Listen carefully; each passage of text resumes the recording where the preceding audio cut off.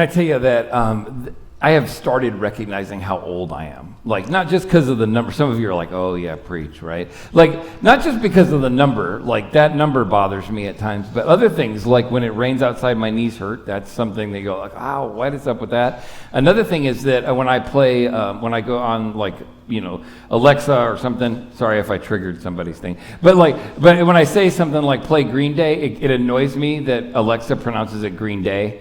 Like, it goes, playing songs by Green Day. I'm like, stop saying that. That makes me annoyed. So like things like that annoy me. Another things that irritate me about it is that my kids like judge me for things I say or do. They're like, oh, you're so old, right? You start to recognize that you're old when you do the things. The other thing is like, you remember the days when we didn't have a phone in our pocket all the time? Right? I don't know if you're under 30, some of you are like, what are you talking about? There was a day back in the olden days when like we had a phone, it was hung on a wall and it had a cord. You literally had to talk to people through a wire. There was a wire somehow connected between your phone and whoever else in the whole world, a wire that just ran all over the place. It split up. It was more complex than that. And there was a day back when people would call you and you would hear it ring, and you didn't know who it was on the other end. And you literally, curiosity just made you pick up the phone. You're like, I don't know, I got to know who it is, right? You can't just not answer the phone, because back in our day, it could have been Publishers Clearinghouse, right? Like, you could have picked it up and won money or something like that, or it could have been your friend, but you had no idea because they didn't have caller ID. And then there was a day when you weren't there, and the phone rang, and there was just nobody there, right? Like, it just rang lonely on the wall all by itself, right? And you didn't know that they came. You didn't have any idea that somebody called you, because you didn't know back then that there was like an alert that said, hey, you missed a call. You just missed a call. And people told you the next day. And they could lie to you and say, I tried to call you yesterday. You're like, I don't know, can't tell the difference, right? And then like lots of things like that have gone. I'm starting to get old, and I'm starting to feel like, man, like you're getting to this place where you remember how things used to be. I remember when TV used to be a thing that you had to rush home to see. Remember that? You had to go home. Like if something was on at 7 o'clock, you had to get home. And some of you who are like, I see you people laughing at me, okay? Like, but here's the deal. Like there was a day when you ran home to see something, right, on TV. And you were like, hey, I got to get home because it starts at 7. And if you missed it, you just friggin' missed it, right? It was over. And the only way to relive it was to go back and get one of your friends to tell you what happened, because there was no way to go back and rewatch something. Now listen, I love lots of things about today, but what I love most is that we get to stream television. That is an amazing invention. Like I haven't thought about when something comes on television except for maybe the news, right? Like nothing, and even that I really don't care, because I can go to Hulu and go watch from the beginning, right? And I could just go back and watch the beginning of the news. It already happened. It's crazy. But the best part about it isn't just that I get to watch things when I want. My favorite part, and I know some of you don't love this, but I like to rewatch stuff. Rewatching, some of you are like, you rewatch shows? How many of you are rewatchers? Anybody rewatchers? Yeah, see, it's more fun to rewatch. I like to rewatch shows more than I like to watch them. Because when you watch them the first time, what do? You get kind of like, you're like, oh, that's interesting, and there's stuff that happens, and you kind of catch up with it. But then there are things that you miss because you're busy watching it for the first time, right? You're seeing it for the first time, you're annoyed, you're caught up in it emotionally, you don't see the character development. I love rewatching shows because I get to go, oh, that's the first time they met, or I see where it went off the rails. I like to experience those parts of the story. Partially because when you rewatch things, you realize how true and how accurate stuff really is on TV. Now, I don't mean like the villains aren't accurate, right? Like the arguments, you ever rewatch something and watch married people argue, and you're like, yeah, that's not how people argue, right? Or you watch and you realize when you rewatch it that those people are worse shots now than they were the first time. You're like, these guys cannot hit anyone with a gun, right? You'd be better off throwing rocks. But the thing that you see that's most accurate is that there's always a character who really wants something. Like there's a character who goes, hey, there's a bigger story that I want to tell with my life. There's something that I want, that we called it the first week we started in this series, we said that it was our character's heart's desire. Your story plays out just like that. You have a heart's desire. There's something that you want more than anything else. There's a story that you want to tell with your life. And have you ever noticed this? That your life really is just like those shows? It's a story, isn't it? If somebody said to you, hey, like there's a great show on Netflix called The Story of You, and you pulled it up on Netflix and you're like, hey, I'm going to pull up my story or The Story of You on Netflix, and it was just a black screen with a bunch of bullet points, you wouldn't watch it for very long, right? Be like born, infancy, ... And then it just kept popping up with the next detail. It'd be the lamest story you've ever heard. And if somebody said to you, like, hey, what happened the other day with that accident you were in? Or what happened the other day with your daughter? Or what happened the other day in that issue we're having at work? None of us would go, well, daughter, born. Like, none of us would give the bullet points. Every one of us would tell the story. Because wrapped up in our story is something that we want to see accomplished. There are emotions and trials, there are issues that come up. There's stuff that tugs at our hearts that just isn't covered if we just did the bullet points of the story. Every one of us have a story that starts with our heart's desire, and then there's this one issue that none of us get the story that we want. None of us get to tell every bit of the story that we really want to tell. We all have disappointments. Same thing's true all throughout Scripture. There's story after story after story of people who want something great with their life, and then they try to get it, and they don't get it, and there's something that's in the way. It's true of God's story with us. It's true of our stories. In fact, there's a story in the book of Esther that's pretty profound. It kind of encompasses the whole of the book of Esther, and it's a pretty great story. You should read it. I'm just going to fast forward and tell you the quickest parts so that we can get to the most important thing we're going to deal with today. But here's the thing. Esther as this story of the Jewish people who are struggling like crazy. They want something great for their lives, and they're in this kingdom of King Xerxes. King Xerxes is in charge of the whole thing, and he gets real mad at his wife. Imagine that, right? He gets real mad at his wife and tells her to do something, and she doesn't do it. But instead of being like all of our marriages, where you just get irritated because she doesn't do what you ask her to do, he's like, nope, getting another wife, and he dismisses her, right? And he goes and says, hey, here's the deal, because I'm king. He says, I'm going to hold a beauty pageant, and I'm going to get a new wife by just picking the most beautiful, the most graceful person. And out of all of the kingdom, he picks this woman named Esther. And Esther becomes queen. And it's a big deal, right? She's queen. She's got all the power, all the stuff that goes with it. And all along, she keeps a secret. She keeps a secret that she is not, it doesn't want to tell anybody because she doesn't want to be found out for it. So she keeps it quiet that she's a Jew. And along about the same time, her uncle, Mordecai, is in a place, in a kind of under a man named Haman. And this man named Haman says, listen, everybody's got to bow down and pay homage or honor to me. And he's like, no, I'm not doing that. Look at what happens in chapter 3. It says, all the royal officials at the king's gate knelt down and paid honor to Haman, for the king had commanded him concerning him. But Mordecai would not kneel down or pay him honor. Then the royal officials at the king's gate asked Mordecai, hey, why do you disobey the king's command? Day after day they spoke to him, but he refused to comply. I love this part. Therefore, they told Haman about it to see whether Mordecai's behavior would be tolerated. They literally just said, let's see what he does with it, right? Let's mess with him. And he says, to see if they would be tolerated, he had told him that he was a Jew. For when Haman saw that Mordecai would not kneel down or pay him homage, he was enraged, he was ticked. He's mad about it. Nothing goes the way we want, right? Haman didn't get what he wanted. Mordecai's like, I didn't want to be put in this position. Like, Esther didn't sign up to be queen. And then this makes Haman so mad, angry, that he goes like, I want to kill all of the Hebrew people. I want to kill every last one of them. I'm like, that's really mad because one guy won't bend a knee, right? But he goes crazy with kind of anger and fury with them, pursues them, and eventually Mordecai goes to Esther and says, hey, we got a problem. Mordecai wants to kill all the Jewish people, and I think it's time to let your secret out of the bag. Like, Esther was like, yeah, no, that doesn't seem like a great idea to me, right? She's like, hey, that's not the story I wanted to tell. I didn't even want this job, but I got it, and now the last thing I want to do is go in front of the king and trade it all in and then wind up having him come after me and him be angry. He dismissed his last wife because she wouldn't do what he says. Like, I don't know what he's going to do to me if I'm telling him how to run the kingdom. That's not a good idea. But Mordecai, her uncle's words to Esther, cast a vision for her life that was much bigger than what she had imagined.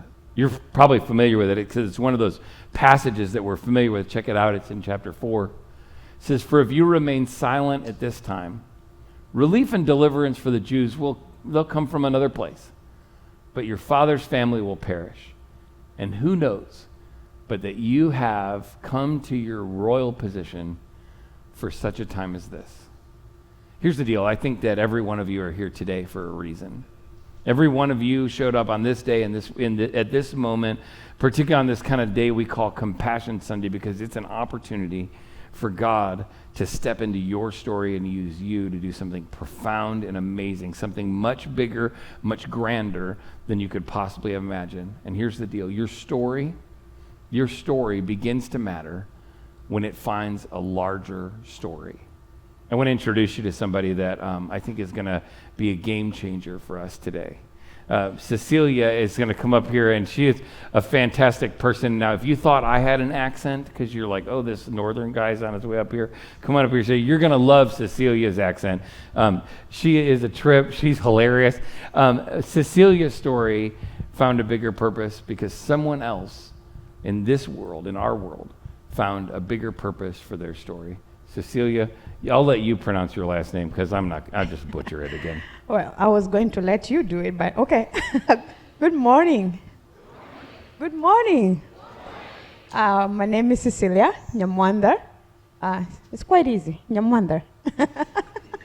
He's been trying to pronounce it for like the last 1 hour, but God is good. I am so honored to be here this morning, and I'm so grateful to God for the opportunity to stand here today and tell about what He has done in my life. I thank God because today we're talking about stories.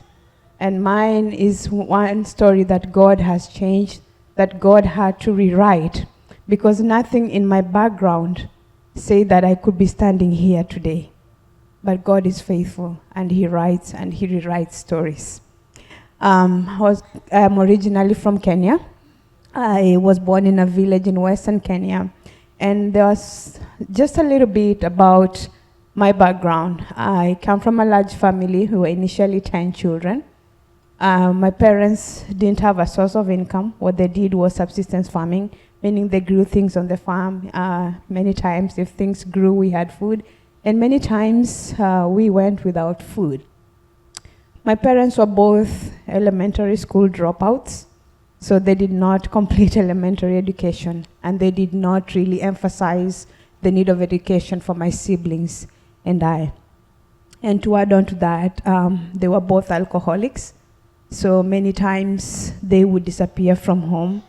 They would go drinking somewhere, and when they came back home, it was all fighting and chaos at home. We would wake up and not know sometimes where our parents were. We would not know if we're going to have a meal that day, and we definitely knew that we were not going to school because we simply could not afford to go to school. But I'm grateful for a God who changes stories and a God who uses people to do that. Because one day, my uncle, we're talking about Mordecai being Esther's uncle, my mother's brother one day came home and told my mom that he was going to help her, that our family could not continue like that. And he was going to help her by taking one of her children. And he was going to move with this child to Nairobi. Nairobi is the capital city of Kenya. He was going to move with this child to Nairobi. He was going to put this child in school, and he hoped that one day this child would come back and change the story of that family. So you can guess which child he picked, right? He picked me because I shared a name with my grandmother, so his mother. So he took me to Nairobi. And one thing is that My uncle was the only one in his family who had gone to school. My mother told me that she had to drop out of school because in those days they put more emphasis on educating the male child. So my mom dropped out of school so they could have enough resources to educate my uncle. So my uncle was the only one in his family who had gone to school and completed elementary education and completed college. So he took me to go live with him in Nairobi so I could go to school. And he believed that once I finished school, I'll be able to help my family. I am so grateful that he took me to live with him in Nairobi because true to his word, he put me in school. But there was a problem. He could not keep me in school because he could not afford to pay for me and my cousin to stay in school. So I was in and out of school most of the time. We would go to school, and during parade time, I don't know why they would do this, they would call all the names of the kids who had not finished paying their tuition money, and then they would send you home to go and bring the money. So I was always on that list, right? They would tell me to go home. I go home, and I know that there's no money, so I stay there for some time, and then I think maybe they forgot I owe them money. I say, let me go back to school. I go back to school, and no, they have not forgotten. So they send me back home. I was just going home, I stay, I come back, they tell me go back home. So I was in and out of school most of the time. And I really wanted to stay in school. And here comes another person that I'm going to talk about this morning, my grade 3 teacher. I think she saw something in me. I don't know what she saw, but she decided that she was not going to send me home because I was not going to bring any money. She decided to just let me stay in school. So when other kids were being sent home, she would just let me stay in school. And by me being able to stay in school, when one day the compassion social workers came to our school looking for needy children, she gave them my name. And I got enrolled in the compassion program around the age of 9. Don't try guessing how old I am now, okay? So I got enrolled in the compassion program around the age of 9, and that is when my life began to change. I am so grateful for being in the compassion program because it did not just ensure that I was able to go to school, sponsorship ensured that I was able to stay in school, that I did not have to worry about being sent home again to go look for money that was not there. Sponsorship ensured that I was able to go to the Compassion Project. I just talked this morning to a couple of you who had just come from Honduras. Honduras, right? Yeah. And just bringing back memories of me being in a Compassion Project. That we would go to school Monday to Friday, and on Saturday, we would go to the Compassion Project, and there we would just forget about all our problems and just be children. We would just be there and play. And one of the things that actually took us there was food. There was always meat at the project. Some of us will not eat meat until we go to the Compassion Project on Saturday. So we would really look forward to going to the project because there was always food. And I remember many times when there was no food at home, asking for food at the project to take it home. So for me, going to a Compassion Project was not just about just going there to play, but also a means of survival, asking for food, asking for help. Whenever there was something I needed, I knew that I could go to the project, I could talk to the social worker there, and they would attend to me. They would give me what I needed. I am so grateful for sponsorship. My sponsors' names were Bob and Colleen Staggs from Ames, Iowa. And I would like to tell you what Bob and Colleen did for me. That is the reason that I'm standing here this morning. Bob and Colleen Staggs wrote letters to me. Because many times in my life, when things were not working out, I had letters from my sponsors that I would spread out and read. And these letters were always speaking hope and speaking life to me.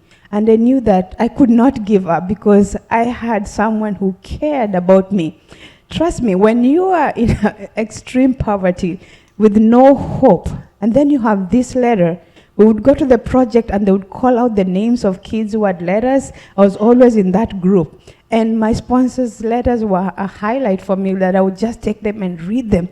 And I didn't understand at the time where America was. Anyway, I never knew at one point that I would be in America ever. but they kept writing letters to me. My sponsor always wrote about her garden, because she was always planting something there. And even if nothing grew on it, she would tell me. So I had this garden at the back of my mind, always. So anytime I got a letter, I would skip to where she's talking about the garden. Every time, every letter. And I really hoped that one day I would see that garden. These are the kind of things that letters do. They put something in the mind of a child. You keep seeing hope. You keep seeing that you can be somebody because someone is encouraging you. They are praying for you and they love you. I am grateful for sponsorship, that I was able to stay in school, that I was able to complete my elementary education through Compassion, went to high school, and went to the University of Nairobi to pursue a bachelor's degree in physics. And from there, I graduated from the Compassion program, but I got a scholarship to go to Italy for 2 years to pursue a postgraduate diploma in physics, and came to the University of Memphis in Tennessee, like an hour and 15 minutes from here, to pursue a PhD in geophysics, which by the grace of God, I completed in December of 2015.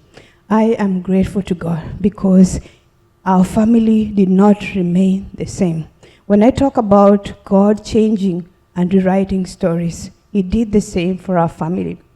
I gave my life to Jesus at the Compassion Project because one of the social workers there shared with me the love of God. And I remember many times praying that, God, would our family story change? Would we have a different kind of life? Would my parents stop drinking? Would they stop fighting? It took many years, but God finally did it for us. My parents stopped drinking. They gave their lives to Jesus. I stand here today because God changes stories. From a girl who was born in a village, that God had to move from the village to Nairobi, to Italy, to Memphis, and today in, I don't know, is this humbled or humbled? I don't know. But just saying that God is faithful and He changes stories. And even those children that you see out there being packets, they are real people, because many years ago, I was a face on that packet. But I stand here this morning because God is faithful and He changes story. Let me tell you just one thing before I get off stage. I know Pastor Jeremy is looking at me like I need to get off, but there's one thing my sponsors told me, that when they decided to sponsor a child, they went, like, there were packets, and they were looking for two things. One, they were looking for a boy, and they were looking for a boy who shared a birthday with their grandson. I have no idea how they picked my packet. Well, I had short hair then, and I was so tiny. But they did not return that packet when they realized that my name was there. But they did not return that packet because they say that over the years, they realized that that is what God had intended for them to do. I have met my sponsors. When I came here in 2011, my sponsors drove from Ames, Iowa to Memphis, Tennessee. We had some very nice fried chicken together. And that was just a time for me to say thank you. Thank you for all that you have done. Thank you for giving so that I could be somebody. Thank you for giving so I could get out of poverty and be released from poverty in Jesus' name. I have seen that garden because in 2016 or 2015, I went to Ames, Iowa, and that garden was still there. So write those letters, encourage those children, because who knows, one day they'll be the ones standing here and saying, I am released from poverty in Jesus' name. God bless you so much, and thank you.